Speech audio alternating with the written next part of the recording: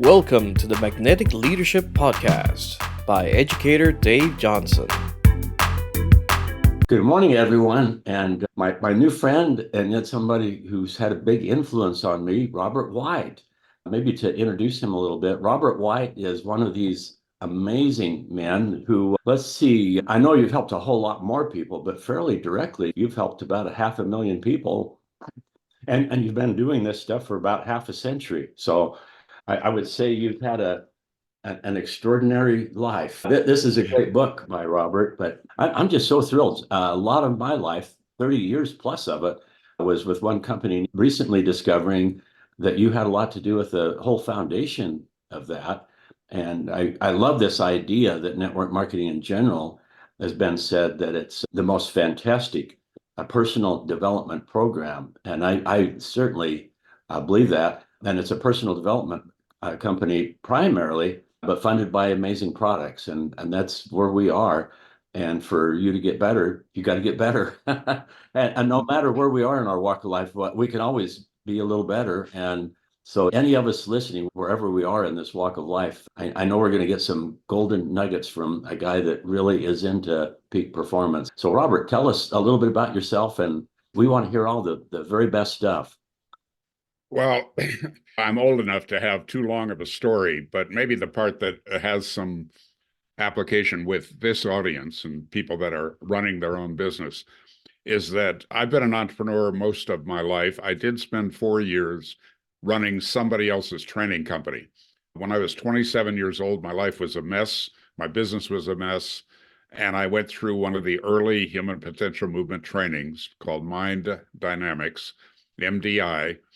And my life changed for the better. It sounds like a cliche all these years later, but it's still true, is that in those 4 days, I took a look at me and how I was in the way of success in my network marketing business. I was in the way of success with marriage.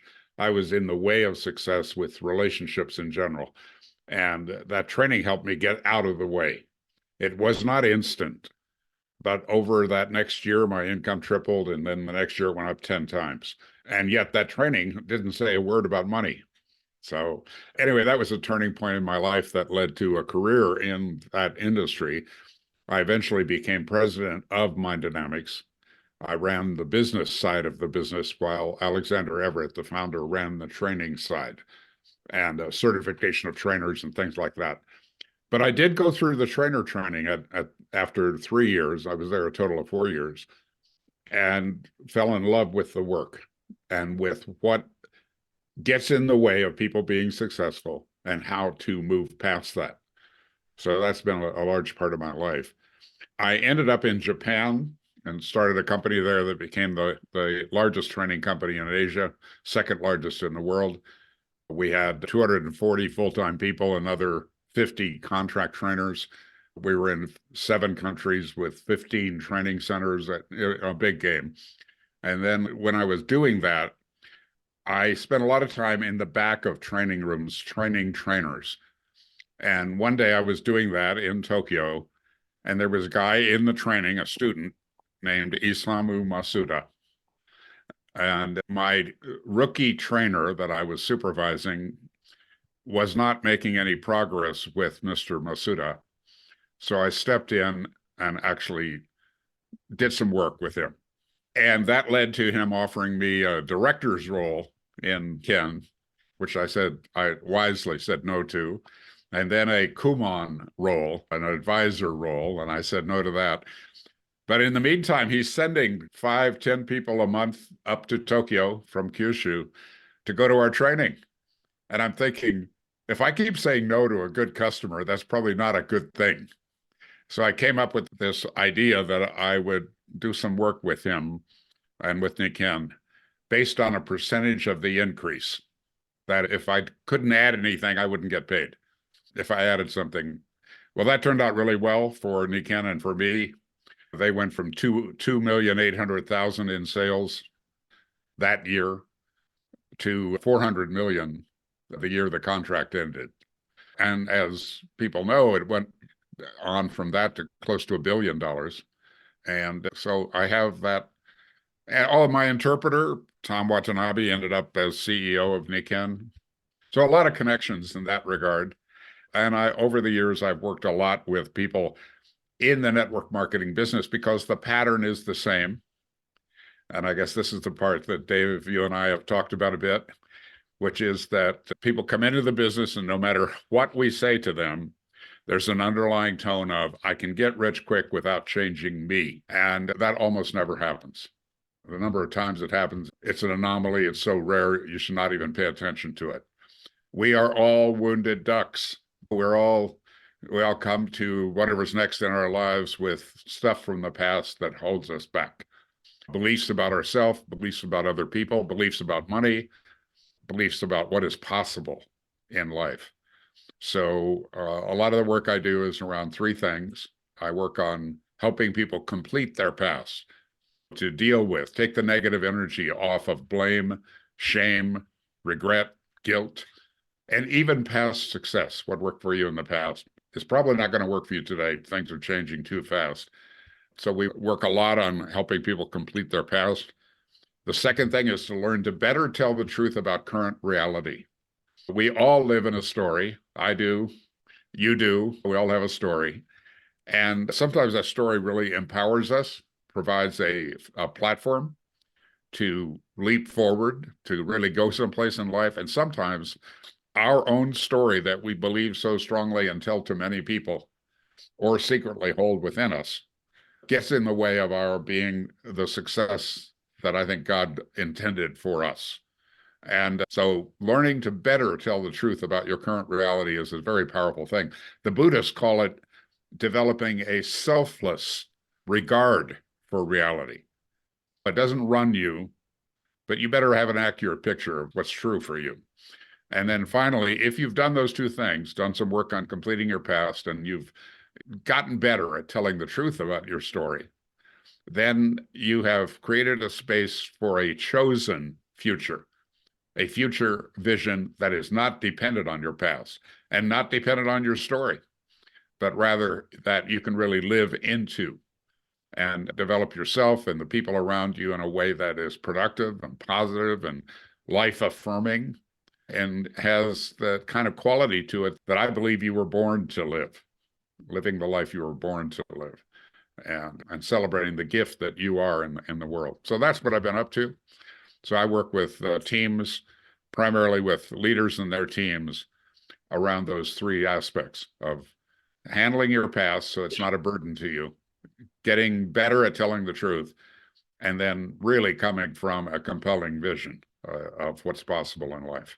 Wow, that's great stuff. And I think one of the most profound things I heard was from Jim Rohn. He says, when you change, everything will change for you. And I think that's such a powerful thing. And there's been moments in my life where I've just thought, wow, I don't like where I am. And Jim Rohn says, well, you're not a tree. You can move.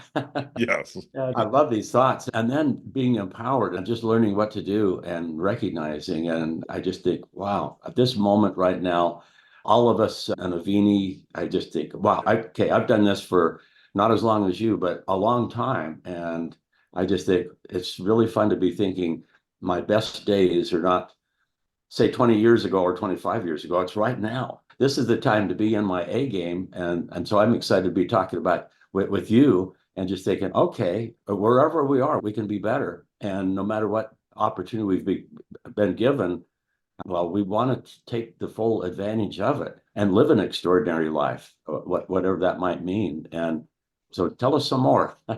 There's a story that Jim Rohn might have told this story, or Zig Ziglar, one of those early guys in the motivation business, told a story about a couple that were living in a suburb, and the wife was looking out the kitchen window while she was doing the dishes, and she's complaining about the neighbor next door who they're hanging up the wash and drying it on the lines outside. And she says, well, this woman is not doing a good job with her laundry because that clothing looks gray and dingy, and she needs some lessons in using bleach and blah, blah. She goes on and on day after day. And then one day she's looking out the window and she says to the husband, she said, they must have learned something because the laundry looks like it's really fresh and clean. And he said, no, I washed our windows. We're like that, though. We all have filters. We all have these like glasses that we're looking through, composed of our belief system. And that those beliefs can empower us, make our lives better, easier, but they can also get in the way. And one of the things that happens in network marketing, in my experience, first of all, personally, what happened for me all those years ago where my income tripled and then went up 10 times. Well, I had some filters and I needed to clean them up. I needed to wash my own windows. But what happens when people come into our business and they think they're going to get rich quick, what happens is, and it's another hand gesture, but the realities of the business comes up in front of them like a mirror of what they need to handle before they're going to start attracting people or keeping people after they have attracted them. And if they don't deal with that, what they generally do is quit, first of all, and they make the company wrong, or they make you wrong, the sponsor. And that pattern is overwhelming in the network marketing business.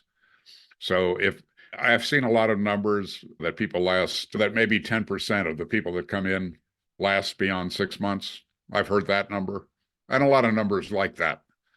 And I don't know what the correct number is, but it's not a positive number. And when I look at cause, because I'm interested in cause, not in result, the cause is that when that mirror comes up in front of them, when call reluctance, as an example, gets up in front of them, or how they're treating their people gets up in front of them, are they going to do something about it? And that's where training, coaching, good leadership comes in. Or are they going to run away and make the company wrong and make you wrong? And it's just an unhappy chapter in life. That's an interesting question. And it's got a huge financial impact on all of us.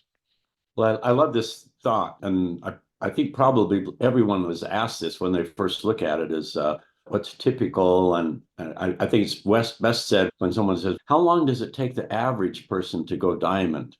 And the answer is the average person never will. And it's the whole business. You cannot be average and succeed because the average person is going to quit.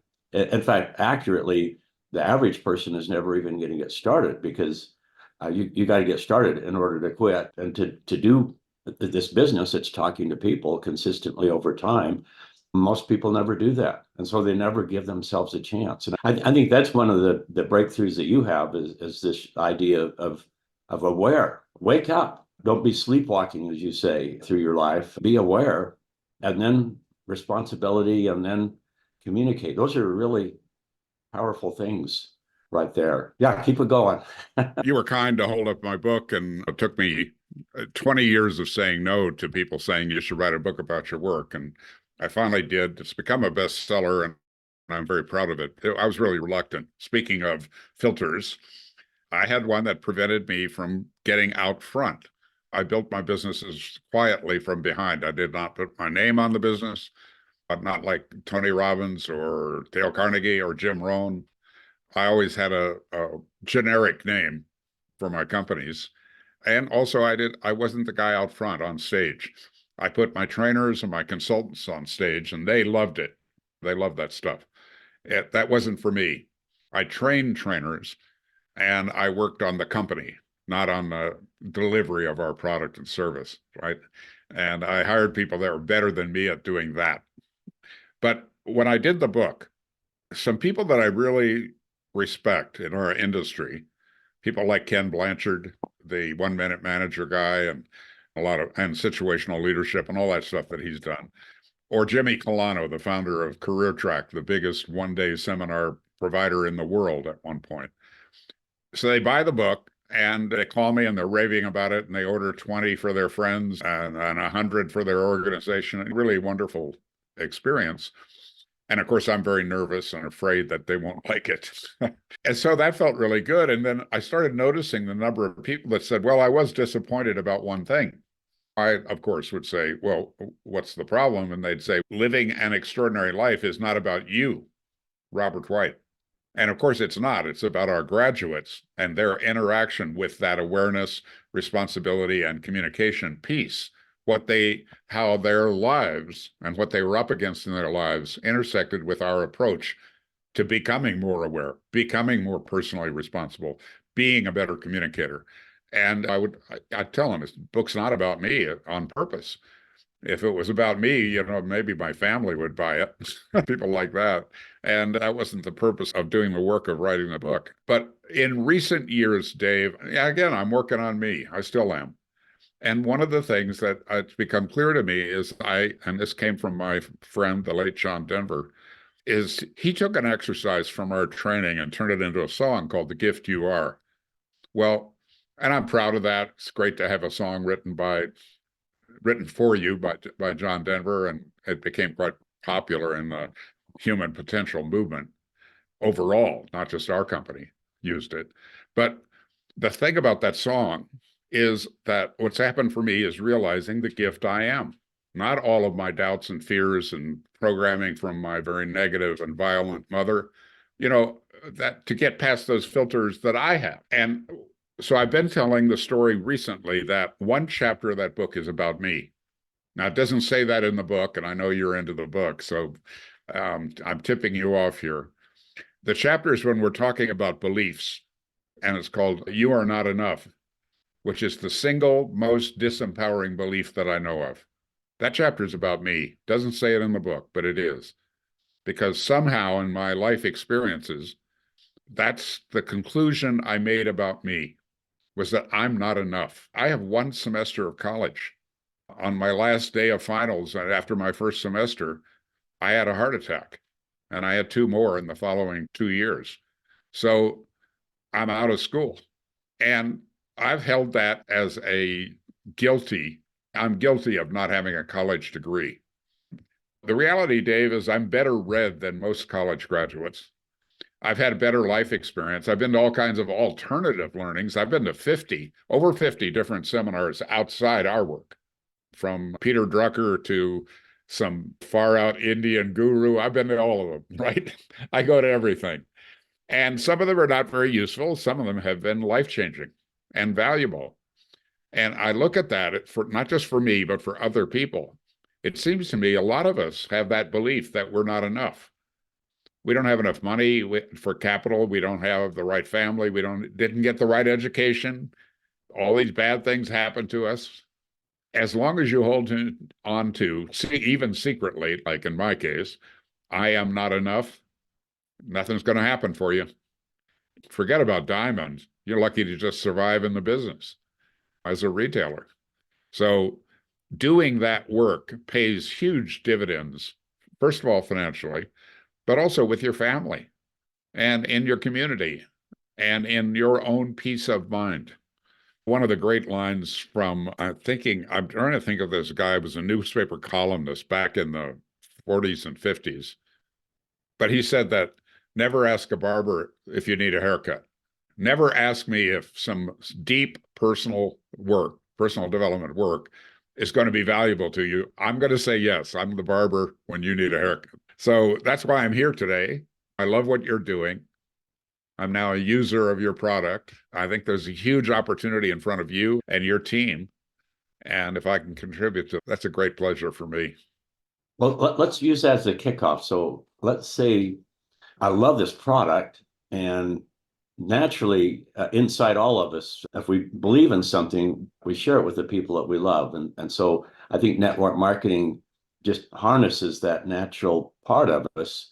Yep. It can get off track and you think, oh, now free lunch, I could just get a few people and they'll make me rich. But if you get your mind off of yourself and just love other people and just share this like you would share something else that you're excited about, and just lose yourself in other people, that's so much of it. And then do it strategically and consistently, and learn how to tell a story, but tell it really, really well, and tell it often, and tell it to qualified people. And this idea that if you can do it once, you can do it twice. And if you do it again and again, pretty much you make a habit of it.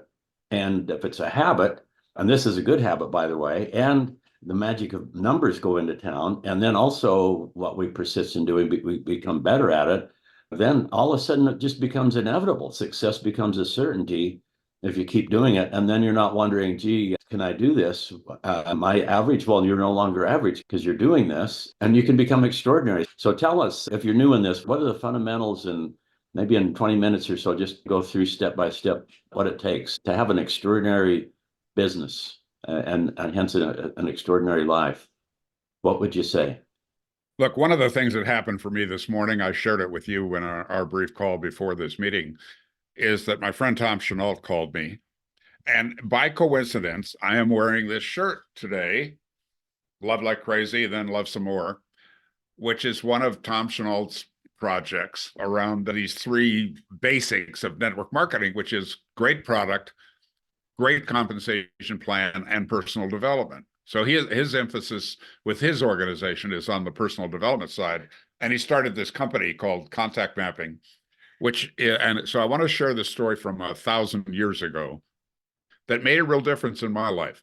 So I've been talking about doing the deep work of getting those filters at least diminished slightly and hopefully even out of the way so you can be successful.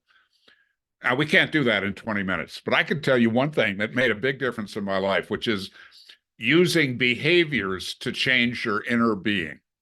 So here's the story, and it is connected up to contract mapping, by the way, or in your case, Outlook or some kind of technology today.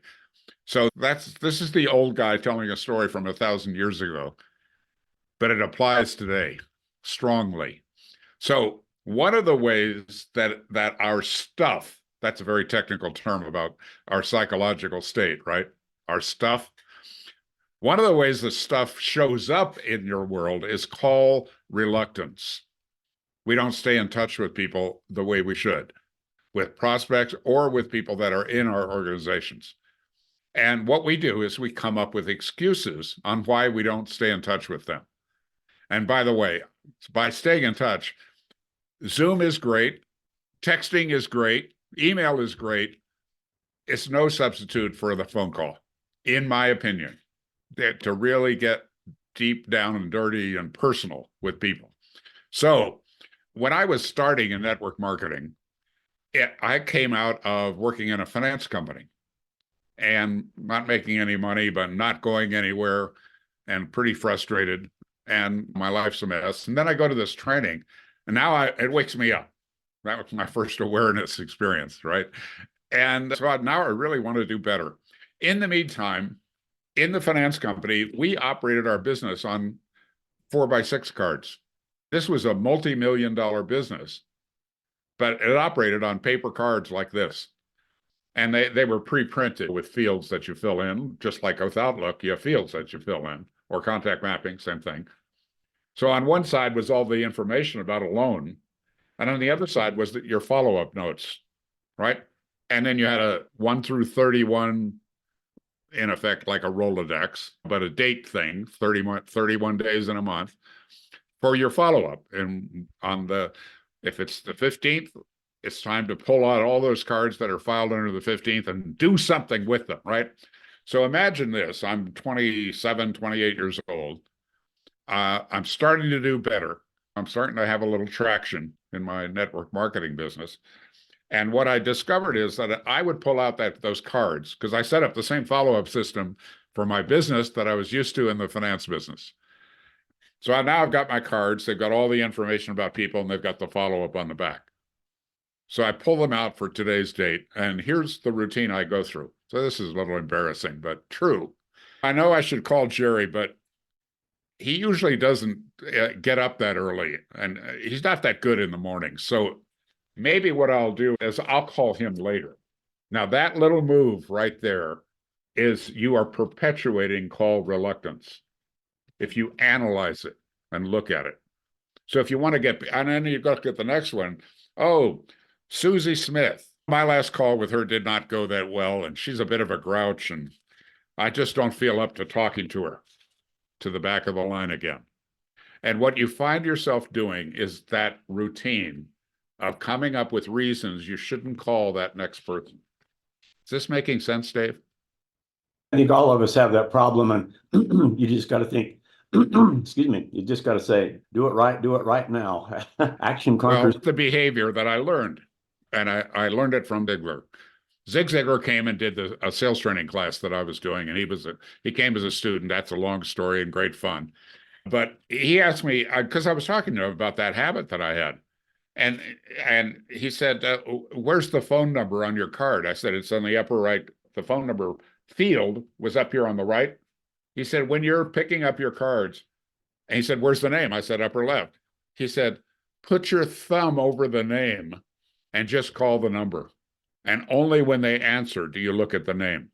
Wow. I thought when he told me that, it was the stupidest thing I ever heard. It changed my whole life because it took away the excuses. It took away the assumptions. It took away my stuff, my not enough stuff. And now I'm just in a conversation with somebody. Hey, what's happening?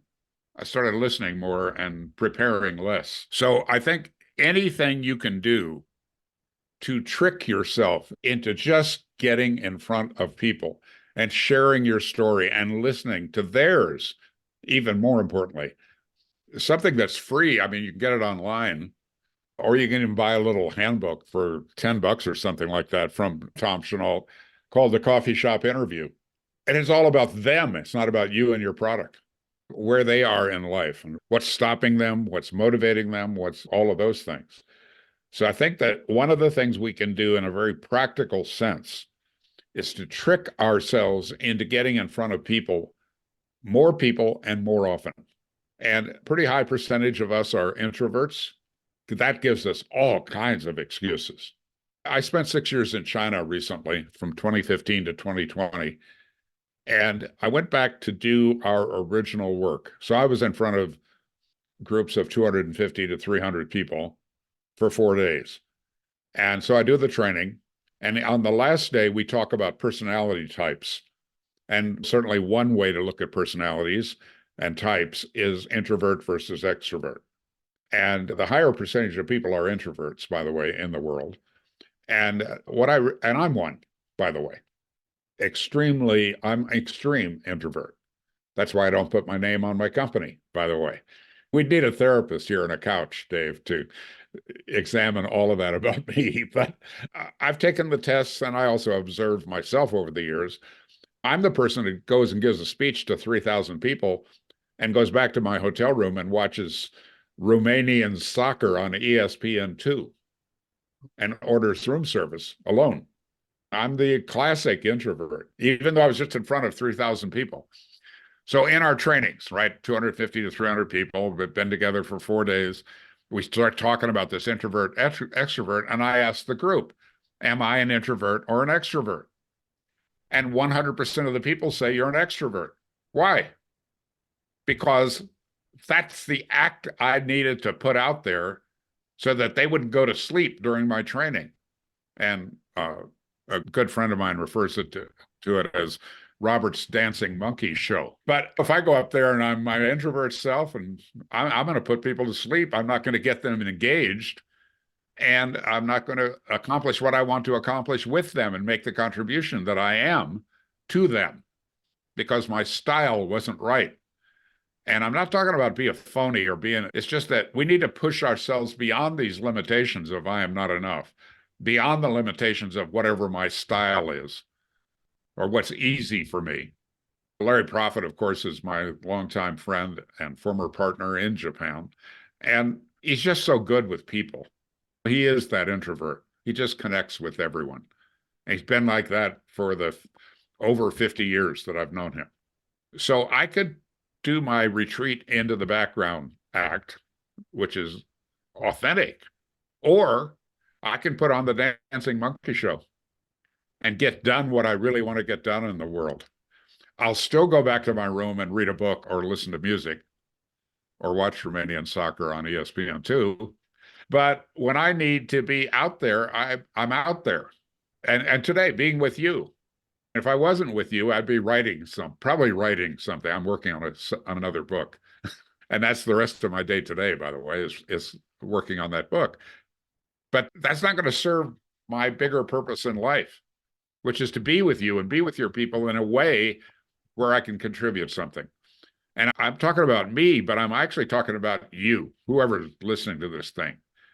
What is it that you allow about yourself to get in the way of creating the results you really want to create in life? And yes, never ask a barber if you need a haircut. If you're talking about really going for it, I'm talking about doing some deep personal work. But in the meantime, you can play little tricks on yourself to get out there and get some results. Get into relationship with people. Find out their kids' names and what their hobbies are and everything, what their frustrations are, what their barriers are. But also, what are their dreams? What do they really want in their life? What is it they want to really contribute in the world? How's Well, that for one of my favorite thoughts is that everything's people, that without people, there's no business. And if you don't understand business, or excuse me, if you don't understand people, you don't understand business. And I got thrown out into business when I was in my 20s. I had a friend that was very successful and straight commission outside sales. And I thought, I love my friend, but he isn't really that smart. If he could do it, I can do it. Some of it was just pride that kept me going. But the thing that I first heard this phrase, and it was so powerful, it was just revolutionary, is that people do business with people that they know, like, and trust. And that was what he told me. It was so profound. He says, if you got something that they need anyway, and if they like you, there's a good chance they'll get it from you. And John Maxwell said it really well. He said that everything being the same, people do business with people that they like. Everything not being the same, they still do. So I think that's one of the big keys, but not as a gimmick. It has to be real because people can feel that if you really do care, and that idea that we've all heard, people don't care how much until they know how much you care. All of these things, you don't want them to be trite. They are real. And you really do learn to love people and really believe in all of this stuff. And so much of that will just motivate you rather than thinking, I'm going to use people. That this other idea, a lot of people might use people to make money. They love money, but use people. The key is to love people and use money. And I've found just real consistently, if you look at those two things, if somebody joins the business with the intent to make money, they almost certainly will not. But if they join with the intent to help other people and make a difference, that's what it's all about. I love this idea that's kind of a paradox that you got to be thinking, if I don't talk to them, they might never happen. So it's all about me, but yet it's not about me. If it is to be, it's up to me. On the other hand, though, you can't project that. You got to be thinking it's all about them. Becoming really good at this makes you the right and the best kind of person you ought to be anyway. It's just so wonderful. The way to live your life is just being really good at this. It's fun. I think inside my mind, okay, what do we all want to make a difference? And how can it be better than that? We'll just make a bigger difference with a larger number of people. And that's what it gets me excited and gets me up in the morning about Avini. And just yesterday, we're going to a new gym, met some friends that I hadn't seen for many years. And we're just kind of walking out together. And they says, "Oh, are you retired now?" And I said, "Actually, I'm just getting started all over again." And he actually went, I thought, oh, I'm so excited. I think one of the most catastrophic things you could do to your life is retire. I'm re-fire. I think this is just so fun to have my new encore career. And so anyway, I feel like you're the same way. You got a new book to write, new things to do. And any final thoughts or anything you'd like to say to us, Robert? No, just a reminder that you are enough. You're enough. With all of your blemishes, all of your mistakes, all of your failures, that if you can begin to sort for the gift that you are in the world, the unique contribution that you make. I'm not sure if I mentioned this the last time we were talking, Dave, but I have this dear friend. I did a series of 4-day executive retreats recently over the last 2 years, and called Living a Better Story. And it was aimed at an interesting group of people. I found my tribe, which is people that are operating their personal lives and their business from a faith-based foundation. And they might not talk about it. They might not even go to church or temple or synagogue. And yet their entire personal lives and their business is faith-based. So it's been interesting. And one of the people I met as one of the students in that training has become a dear friend. brilliant guy named Arjun Sen. Now, he's from India. At one point, he was the senior vice president of marketing for Papa John's Pizza. Big job, and helped them become a lot bigger, and has some incredible, amazing clients. He's basically the guy you call if you're a CEO and you're in trouble. He's the guy you call if you're in trouble. But he has an interesting point of view about people. He said, we're all one of one. We're approaching 8 billion people on the planet, and there are 8 billion different fingerprints. They haven't yet found a fingerprint that's the same. That's interesting, right? Well, when he says one of one, he's not talking about fingerprints. He's talking about the unique person that we are, each one of us. We each have something to contribute. We each have strengths and weaknesses, and that each of us has a gift to share into the world. So get whatever is stopping you from sharing that gift, handle it. Get out there. Talk to more people. Talk to your own people more often. Get into their lives and support them in getting to be the gift that they are. And by the way, I encourage you to go on YouTube and search for The Gift You Are by John Denver. And if you need a pick-me-up any day, any hour, any minute, that's a good way to get it. Just listen to the song and realize he's singing about you. Music is powerful, and with words driven by good music, it just goes into your heart and your soul. And what a way to start your day with something like that. I appreciate that. One of the other thoughts that really touched me is a religious leader, David Bednar, talks about when he goes around and he'll speak before sometimes thousands of people, but he says whether it's 10 people or 100 people or 1,000 people, he doesn't look at that group as 1,000 people. He looks at it as 1,000 ones. He thinks of it as a one. And I think about that. You read in the Bible and you hear the Sermon on the Mount and a lot of different things, but so often it's one-on-one, that ministry. And that's wonderful and humbling and makes you feel good. It's just so empowering thinking that he really does care. He knows you. He knows your name and your business. Wow, what if he was actually interested in the success of your business? Well, he is. And believe that and ask for help. I love this thought that if you work as hard as it all depended upon you and pray as it all depended on God, you will succeed. And we've all been gifted with so many talents and abilities. We just definitely want to be faithful and good in what we've been given. And just being involved in this business is a wonderful gift, and let's use it. I think no matter where we are, if we're growing, I think that's the key. I think to really be happy, we need to be in progress. We've all heard success is the progressive realization of a worthy ideal. Yeah, and that's the thing. We're in the progress. It's not a destination. It's a journey. And as I think that's the way we're happy, is when we're in the process of accomplishment. And so let's keep it going. Let's never retire. Let's refire. Read that book, listen to that tape, go to that seminar, make sure you're in every one of Dave Johnson's regular weekly meetings, and keep working on you. Become the kind of person that attracts people. And a lot of different kinds of people can be very attractive when they're operating from a compelling vision and an opportunity and the commitment to contribute.